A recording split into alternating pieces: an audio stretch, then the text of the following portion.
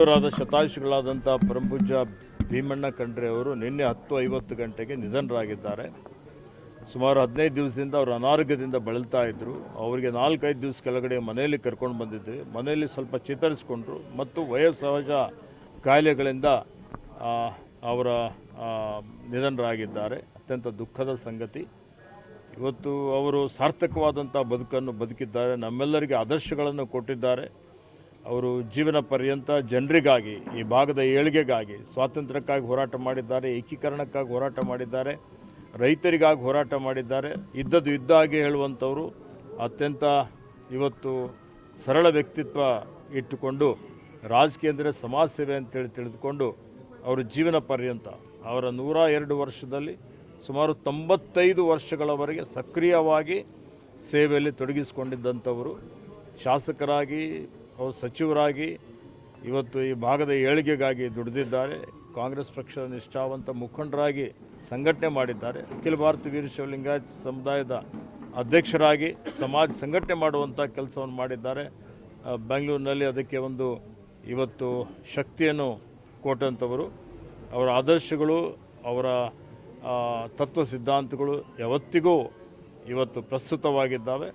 ಸಮಾಜದಲ್ಲಿ ಸಾಮರಸ್ಯ ಇರಬೇಕು ಅಂತೇಳಿ ಸರ್ವಧರ್ಮ ಸಮನ್ವಯ ಅನ್ನುವಂಥ ರೀತಿಯಲ್ಲಿ ಅವರು ಬೀದರ್ ಜಿಲ್ಲೆಯ ಒಂದು ಶಾಂತಿಯ ತೋಟ, ಕರ್ನಾಟಕ ಶಾಂತಿಯ ತೋಟ ಅಂತ ಹೇಳ್ತೀವಿ. ಆ ರೀತಿಯಲ್ಲಿ ಎಲ್ಲ ಸಮುದಾಯದವರನ್ನು ಜೊತೆಯಲ್ಲಿ ತೆಗೆದುಕೊಂಡು ಹೋಗುವಂಥ ಒಂದು ವಿಚಾರವುಳ್ಳಂಥವ್ರು, ಜಾತ್ಯತೀತ ವಿಚಾರವುಳ್ಳಂಥವರು.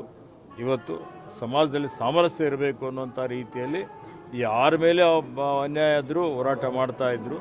ಅಸ್ಪೃಶ್ಯತೆ ವಿರುದ್ಧ, ಕಂದಾಚಾರದ ವಿರುದ್ಧ, ಮೌಢ್ಯತೆ ವಿರುದ್ಧ ಹೋರಾಟ ಮಾಡಿದ್ದಾರೆ. ಸಮಾಜ ನಿರ್ಮಾಣ ಮಾಡಲಿಕ್ಕೆ ಶ್ರಮ ಮಾಡಿದ್ದಾರೆ. ಅವರ ಆದರ್ಶಗಳು ಯಾವತ್ತಿಗೂ ನಮ್ಮ ಮಧ್ಯದಲ್ಲಿದ್ದಾವೆ. ಅವರೇ ನನ್ನ ರೋಲ್ ಮಾಡೆಲ್ ಅಂತ ನಾನು ಹೇಳ್ಬೋದು. ಹೀಗಾಗಿ ಅವರು ತೋರಿಸ್ಕೊಟ್ಟಂಥ ದಾರಿಯಲ್ಲಿ ನಡೀಲಿಕ್ಕೆ ಮತ್ತು ಅವರ ಆದರ್ಶಗಳನ್ನು ಅನುಷ್ಠಾನ ಮಾಡಲಿಕ್ಕೆ ಮುಂದೇನೂ ಪ್ರಾಮಾಣಿಕವಂತ ಪ್ರಯತ್ನ ಮಾಡ್ತೀನಿ ಅನ್ನುವಂಥ ಒಂದು ಮಾತನ್ನು ಹೇಳುತ್ತಾ, ಇವತ್ತು ಸಾಯಂಕಾಲ 5 ಗಂಟೆಗೆ ಅವರ ಅಂತ್ಯಕ್ರಿಯೆ ಜರುಗಲಿದೆ. ಈಗ 10:30-11 ಗಂಟೆಗೆ ನಮ್ಮ ಮನೆಯ ಪಕ್ಕದಲ್ಲಿ ಇವತ್ತು ಸಾರ್ವಜನಿಕರಿಗೆ ಅವರ ಅಂತಿಮ ದರ್ಶನ ತೆಗೆದುಕೊಳ್ಳಲಿಕ್ಕೆ ಪಾರ್ಥಿವ ಶರೀರ ಇಡಲಾಗುವುದು. ಅದಾದಮೇಲೆ 2 ಗಂಟೆಗೆ ಇಲ್ಲಿಂದ ಮೆರವಣಿಗೆ ಪ್ರಾರಂಭ ಆಗ್ತದೆ. ಮತ್ತು ಇವತ್ತು 4 ಗಂಟೆಗೆ ಅಲ್ಲಿಗೆ ರೀಚ್ ಆಗ್ತದೆ. 5 ಗಂಟೆಗೆ ಲಿಂಗಾಯತ ವೀರಶೈವ ನಮ್ಮ ಸಮುದಾಯದ ಒಂದು ಪದ್ಧತಿಯ ಪ್ರಕಾರ ಅಂತ್ಯಕ್ರಿಯೆ ಆಗುತ್ತದೆ. ಅದಕ್ಕೆ ಎಲ್ಲರೂ ದಯವಿಟ್ಟು ಶಾಂತತೆ ಕಾಪಾಡಿ ಶಿಸ್ತಿನಿಂದ ಅಂತ್ಯಕ್ರಿಯೆಯಲ್ಲಿ ನಡೀಲಿಕ್ಕೆ ಅವಕಾಶ ಕೊಡಬೇಕು ಅಂತ ವಿನಂತಿಯನ್ನು ಮಾಡುತ್ತೇನೆ. ಮತ್ತು ಇಷ್ಟು ದಿವಸ ಸುಮಾರು 5 ದಿವಸ ಅವರು ಮನೆಯಲ್ಲಿದ್ದರು. ಈ ಸಂದರ್ಭದಲ್ಲಿ ಸಾವಿರಾರು ಜನ ಬಂದು ಅವರ ಆರೋಗ್ಯದ ಬಗ್ಗೆ ವಿಚಾರಣೆ ಮಾಡಿದ್ದಾರೆ. ನೂರಾರು ಜನ ಮಠಾಧೀಶರು ಬಂದು ಅವರಿಗೆ ಹಾರೈಕೆ ಮಾಡಿದ್ದಾರೆ. ಅವರೆಲ್ಲರಿಗೆ ನನ್ನ ಪರವಾಗಿ, ನಮ್ಮ ಪರಿವಾರದ ಪರವಾಗಿ ನಾನು ಅವರೆಲ್ಲರಿಗೆ ಕೃತಜ್ಞತೆಗಳನ್ನು, ನಮನಗಳನ್ನು ಸಲ್ಲಿಸುತ್ತೇನೆ.